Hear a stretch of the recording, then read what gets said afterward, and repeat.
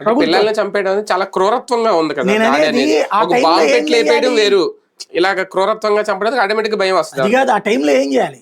నన్ను చంపేయి, మా ఆయన్ని చంపావు కదా, మా నాన్నని చంపావు కదా, నన్ను చంపే అనే బదులు లంబడి కొడక అని చెప్పి వాడిని పొడువు, నువ్వు అది మీద పడిపో, తిరగబడాలి. ఎట్టాగు నువ్వు చావడానికి సిద్ధపడ్డావు కదా, అదే దాన్ని కొట్టి చంపితే వాడు సగమన్నది వస్తాడు కదా మన వల్ల. రెండోసారి చేయాలంటే భయం వేస్తుంది కదా. నువ్వు చావడానికి సిద్ధపడకపోతే ఓకే, నీ ప్రాణం భయంతో ఉన్నావంటే.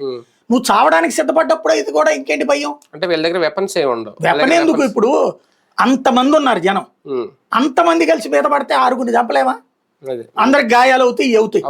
ఎంతమందిని చంపడానికి వచ్చినాడు కదా.